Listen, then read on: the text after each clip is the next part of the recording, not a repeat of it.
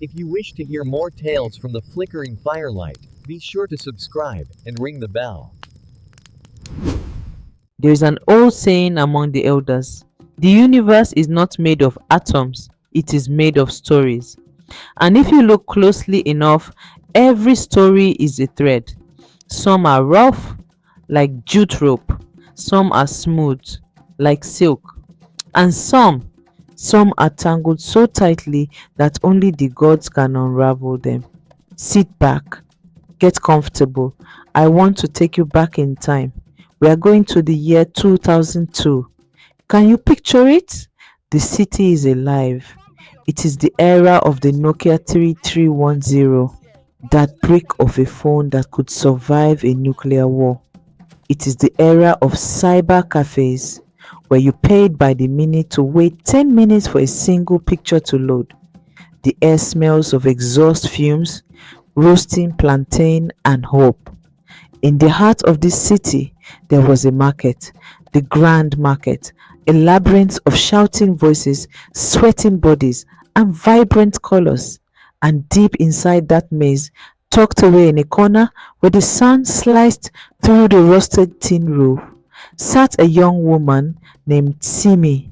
Simi was 22. She had eyes that had seen too much hardship for her age, but a smile that could disarm a soldier. She was a weaver of aso oke, the traditional cloth of prestige. Now, you have to understand something about Simi. She didn't just weave, she listened to the thread. Her grandmother, who passed when Simi was just a girl, taught her the secret. Simi, she would say, the cotton has a memory. If you weave with anger, the cloth will be scratchy. If you weave with sorrow, the cloth will be heavy. But if you weave with love, then the cloth will shine. And Simi's cloth, it didn't just shine, it glowed. People whispered about her. They said she used juju. They said she washed her threads in moon water. Because when you wore Simi's cloth, you felt lighter. You felt seen. But Simi wasn't rich. Her magic didn't pay the bills. She supported her younger siblings. She paid rent on a small room with a leaky roof. She was invisible to the big men in the big cars who drove past the market. Until the day the star came down to earth. A silver Mercedes Benz, polished to a mirror shine, rode into the market. It looked like a spaceship that had landed in a dirt field. The market women stopped haggling. The barrel pushers stopped pushing. The door opened, and out stepped Femi Balogun. Femi was 25. He was wearing a shirt that probably cost more than Simi's entire Loom. He was the son of Chief Balogun, the transport tycoon. Femi had just returned from London with a master's degree and a heavy heart. He was a man who had everything yet felt like he had nothing. He was looking for a wedding gift for his cousin, but really, he was looking for something real in a world of plastic. He walked past the expensive lace shops. He walked past the imported gold chains. He found himself standing in the dusty corner, watching Simi. She was working on a deep indigo sash. Her shuttle flew back and forth. Clack, whoosh, clack, whoosh. She was humming a song. Femi watched her for 10 full minutes. He was mesmerized. Not just by her beauty, though she was beautiful, but by her focus. She looked like she was praying with her hands. He cleared his throat. Excuse me. Simi didn't look up. She thought he was a debt collector. I don't have change, sir. I don't want change, Femi said. I want to know how you trap the sunlight inside that cotton. Simi stopped. She looked up. Their eyes met. Now, in movies, they play violins. In real life, it was just the sound of a generator humming nearby. But for them, the world went quiet. Femi reached out. May I? He reached for the indigo sash. Simi reached to hand it to him. And then it happened. Sound effect of a low electric hum. Their fingertips brushed. Zap! A spark of blue static electricity snapped between them. It was loud. It stung. Simi pulled her hand back, gasping. Femi stared at his fingertips, bewildered. Did you feel that? He whispered. It is the dry season, Simi said, her voice trembling. The air is dry. It creates static. No, Femi said, shaking his head. He looked at her, really looked at her. That wasn't static. That was a greeting.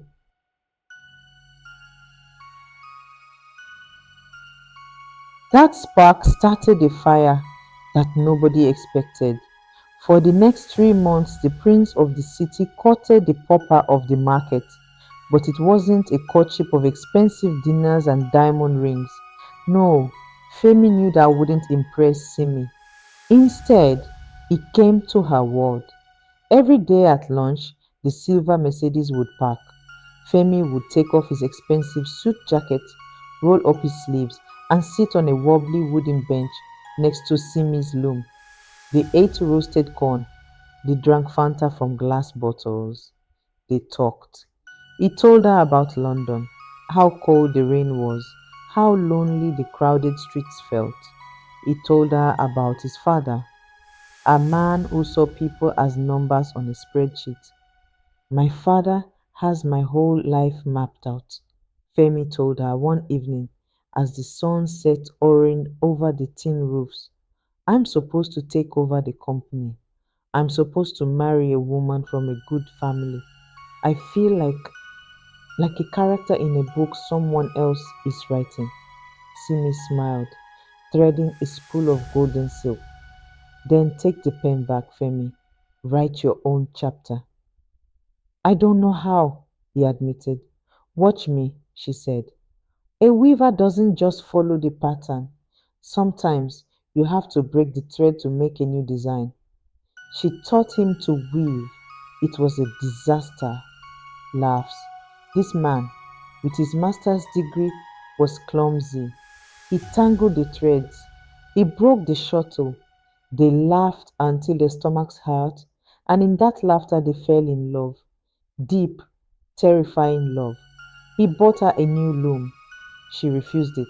He tried to buy her a shop. She refused it. I don't want your money, Femi, she told him. I just want you.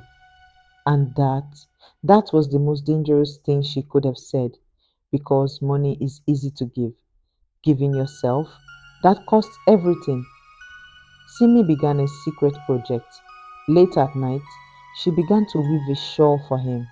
She used her best threads. She poured every memory of their laughter, every taste of the roasted corn, every spark of that first touch into the fabric. The shawl glimmered with a faint, unearthly light. It was a soul in cloth form. But as they say, when the drum beats too loud, it wakes the sleeping lion.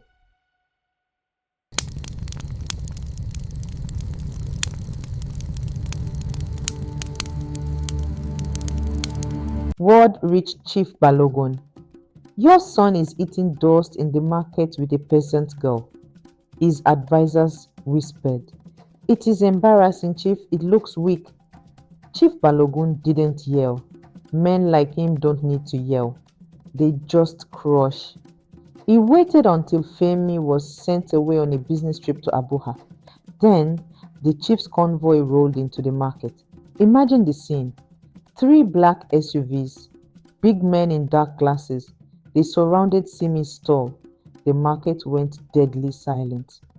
Chief Balogun stepped out. He was a giant of a man, smelling of expensive cologne and ruthlessness. He walked up to Simi. He didn't look at her face. He looked at her shoes, worn out, dusty sandals. So, he boomed, this is the distraction. Simi stood up. Her legs were shaking, but she held her chin high. My name is Simi, sir. I didn't ask for your name, Balogun spat. I am here to give you a business proposition. He placed a heavy brown envelope on her loom. It was thick with cash. There's enough money in there to buy this entire market, Balogun said. and a scholarship to a fashion school in Europe. Italy. You can leave, become somebody. Simi looked at the envelope. And the cost? You disappear, Balogun said, cold as ice. You tell my son you never loved him. You tell him you are using him for his wallet. You break his heart so completely that he never looks at a poor girl again. I can't do that, Simi whispered. Balogun leaned in. If you don't, I will disown him. I will freeze his account. I will ensure he is blacklisted in every company in this country. He will be a beggar, and he will hate you for it because he is not built for this life, girl. You are, he is not. Do you love him enough to ruin him? That was the dagger. Do you love him enough to ruin him? Simi looked at the envelope. She looked at her dusty sandals. She thought of Femi, who didn't know how to boil water, let alone survive poverty. She made her choice.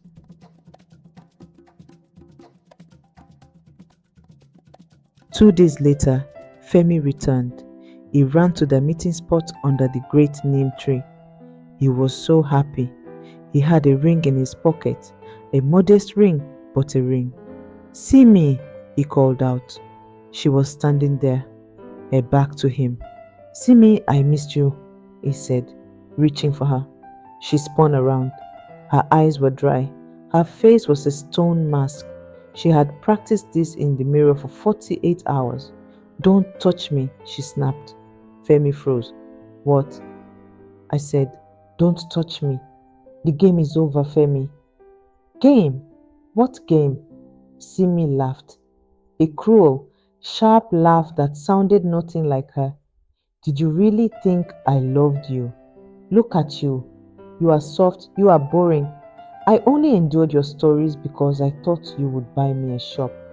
But your father came. He gave me a better offer. Cash. Up front. Femi looked like he had been shot in the chest. No, you're lying. I know you. I know your heart. You don't know me, Simi screamed, throwing the envelope of money at his feet. I am a market girl, Femi. We survive. I chose the money. Go away.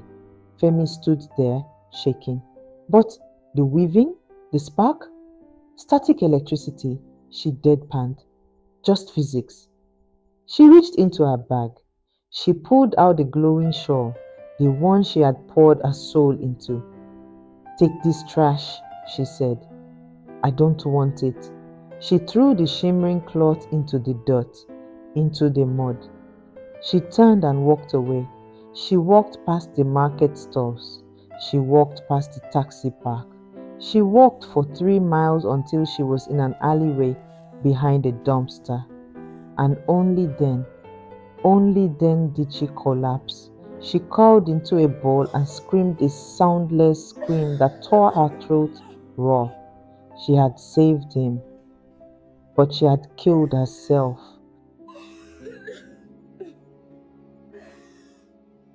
They say time heals all wounds. That is a lie. Time just covers the wound with dust, but underneath, the infection spreads. 1 year passed, then 18 months. Simi was no longer in the sunlight of the open market. She had run to Lagos, the belly of the beast. She found work in a textile factory in the industrial district of Ikeja. This was not weaving, this was slavery. 12 hours a day. The air was thick with cotton dust that coated the lungs. The noise was deafening. Clang, hiss, clang, hiss. It pounded the magic out of her head. Simi changed. The glow in her skin faded to a dull gray. Her hands, those magical hands I used to listen to the thread, were now covered in blisters and scars from the heavy machines. But the cruelest part? She tried to weave at night. She stole scraps of thread from the floor. She sat on her thin mattress in the room she shared with 5 other women. She tried to summon the light. She hummed the song, but the threads remained dead, just plain dirty cotton. She realized then the magic wasn't in her hands, it was in her heart, and she had cut her own heart out under that neem tree. She stopped eating. She became a shadow, a ghost haunting a machine. Meanwhile, Femi didn't just become cold, he became cruel. He took over his father's operations. He fired people without blinking. He evicted families from company housing to save money. He became worse than his father because his father did it for power. Femi did it because he wanted the world to feel as empty as he did. He agreed to the wedding with Clara, not because he liked her, but because he felt nothing.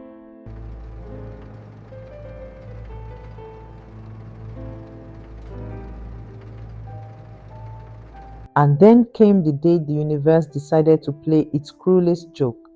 It was 3 days before the wedding. Femi was doing a final tour of his father's assets. He came to the Lagos factory, Simi's factory. The foreman shouted, "Clean up! The young master is coming." Simi froze. She wanted to run. She wanted to hide in the bathroom, but the foreman locked the doors. Nobody leaves until the inspection is over. So she stood at her machine, head down, praying to the ground to swallow her. The double doors opened. Femi walked in. He looked terrible. His suit was perfect, yes, but his face was gaunt. His eyes were like broken glass, sharp and dead. He held a handkerchief over his nose to block out the smell of the sweat and dust, the smell of her reality. He walked down the line of workers. He didn't look at their faces. He looked at the machines. He stopped right in front of Simi, her heart hammered against her ribs like a trapped bird. "Look at me," she thought, terrified and desperate all at once. "See me. Please, Femi. See me." Femi turned his head. He looked directly at her, but Simi was thin. Her hair was covered in a dirty net. Her face was smeared with grease.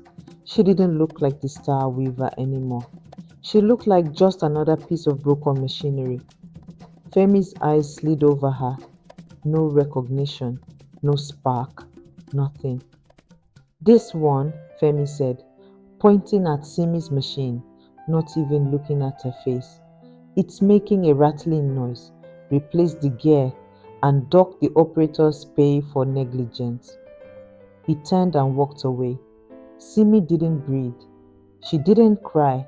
She just stood there as the man she sacrificed her soul for looked her in the eye and saw absolutely nothing. That night, Simi took the last thing she had saved, her grandmother's wooden spindle, the tool that taught her to weave.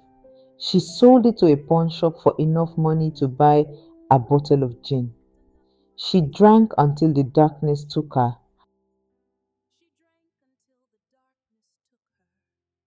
2 days before the wedding, Femi sat in his penthouse office.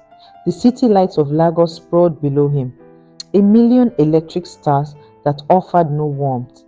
He opened his safe. He took out the shawl. It was ugly now, mud-stained from where Simi had thrown it, frayed at the edges. He held it up. He waited for the pain. He wanted the pain, because pain at least is a feeling. But he felt boredom. "It was just a lie," he whispered to the empty room. "Magic isn't real. Love is just chemicals." He took out a gold lighter.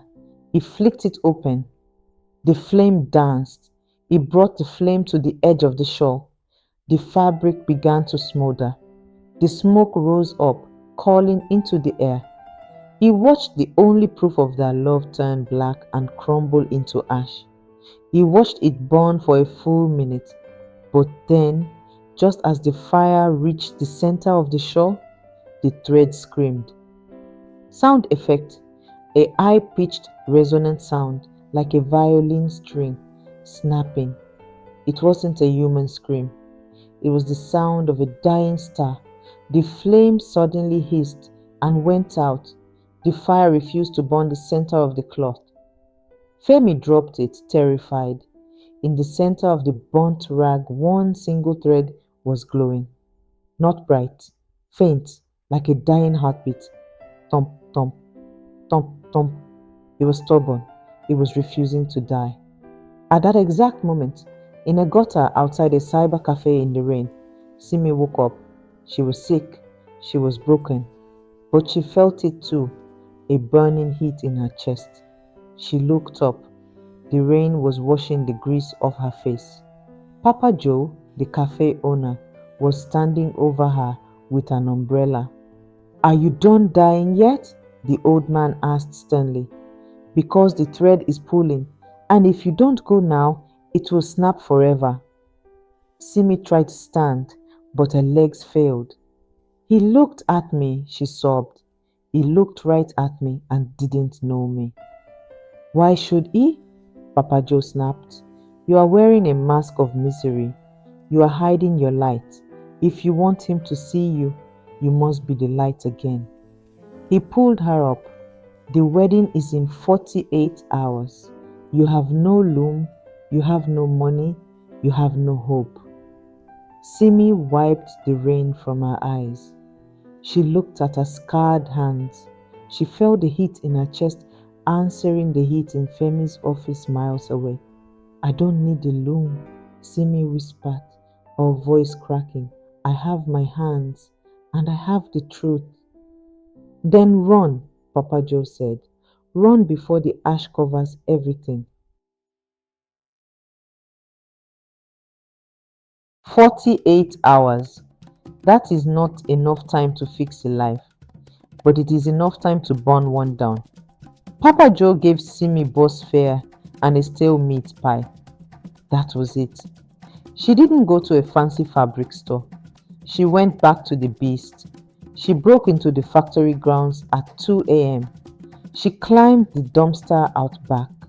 It was overflowing with industrial waste, tangles of neon nylon, rejected polyester, ash metallic threads meant for cheap upholstery. The stuff that cuts your skin. This is what she gathered.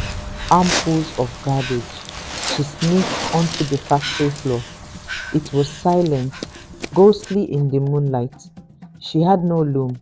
She had sold her spindle, so she found a broken window frame leaning against a wall. She used nails rusted into the wood as her anchor points. She sat on the cold concrete floor and she began to weave. Pause, intense whisper. It was agony.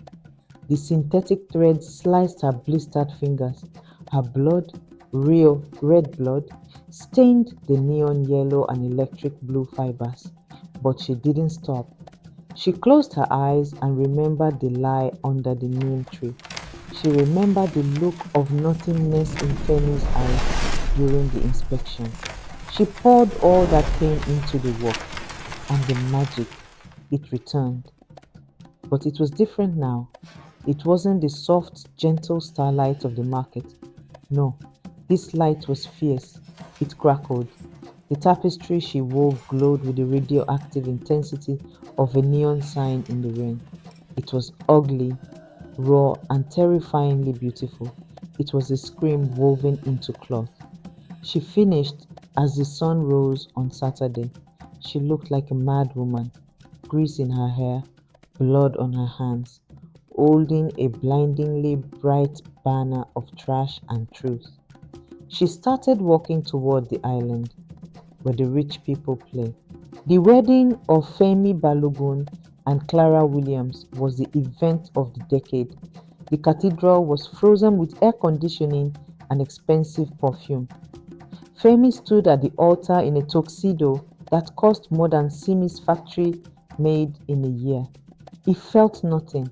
He was a statue carved from ice. He had the burnt remains of the shawl tucked into his inside pocket right against his heart. A piece of charcoal to remind him that fire was dangerous. Chief Balogun sat in the front row, looking smug. The merger was complete. The priest began his sermon on love and duty. Femi watched the fly buzzing near a stained glass window, wishing it was the fly. Outside, security was tight. 6 armed guards at the main doors. Simi arrived. She looked like a shipwreck survivor trying to enter a palace. Get lost, beggar, the head guard sneered, putting a hand on his baton. Simi didn't argue. She just unwrapped the tapestry she was holding. The glow hit the guards in the face. It wasn't just light, it was power. The sheer, raw energy of it pushed them back. They blinked, blinded for a second, and in that second, Simi pushed past them. She didn't walk, she ran. The sound echoed like a gunshot in the quiet church. Every head turned. There she was, Simi, the factory ghost, the market girl. She stood at the back of the long center aisle. She was breathing hard, her chest heaving. Femi, she screamed. Her voice was rough from disuse, rough as sandpaper. Femi turned slowly at the altar. He saw a disheveled woman in rags at the back of the church. He squinted. Then Simi threw the tapestry forward. It unrolled along the aisle runner, humming with electric energy. The images on it were not gentle watercolor paintings. They were jagged, bright, neon flashes of memory. Flash, the bribe on the loom. Flash, Simi crying in the alleyway. Flash, Femi in the factory, looking right through her. It was undeniable. It was their shared trauma, laid bare for the elite of the city to see. Chief Balogun stood up, his face purple with rage. Stop this madness! Seize her! Guards started running down the side aisles. But Femi, the statue cracked. The eyes melted. He looked at the tapestry, then at the woman who wove it. Under the grease, under the exhaustion, he saw the eyes that had challenged him in the market. He saw a star weaver. He realized in a sickening rush that he hadn't looked at her in the factory. He had only looked at her poverty. No, Femi whispered. He stepped off the altar. He left his terrified bride. He left his furious father. He started running. He met Simi in the middle of the aisle, halfway between the altar and the door, halfway between heaven and hell. He stopped inches from her. He was shaking uncontrollably. You lied, he choked out, tears cutting tracks through his perfect makeup. You saved me and I became a monster. We both got lost, Simi whispered, her hands bleeding onto the glowing tapestry. Femi reached into his pocket. He pulled out the burnt, ashy rag of the shawl. The single stubborn thread in the middle was pulsing weakly. Fix me, he begged her, holding out the ashes. Simi placed her scarred, bloody hand on top of his, sandwiching the burnt shawl between their palms. Sound effect, massive electrical discharge, followed by thunder. The spark that hit them was not a cute little zap. It was a lightning strike. It threw them both to their knees. The lights in the cathedral exploded. The stained glass windows rattled. In the sudden darkness, the only light came from the two broken people, kneeling on the floor, glowing with a fierce, blinding blue fire that consumed the ashes of the past. There was no wedding that day. It took 3 days to restore power to the cathedral. Chief Balogun tried to disown Femi, but it didn't matter. Femi walked away from the company the next morning. He left with nothing but the clothes on his back and the heart that was finally beating again. They didn't get married right away. They had a lot of healing to do. Simi had to learn to trust. Femi had to learn to be human. But a year later, they returned to the market. The market women cheered until they were hoarse. Papa Joe gave the bride away. They stood under the great Neem tree. where the lie had been spoken, and there, surrounded by dust and noise and real life, they spoke the truth. Femi never went back to the boardroom. He used his business degree to help market women get fair loans. And Simi, she never wove with industrial garbage again. She went back to cotton. She opened the school, the Star Weaver Academy. But she didn't just teach weaving.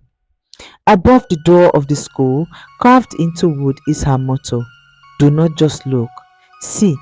Do not just touch, feel, and never ever let the world break your thread.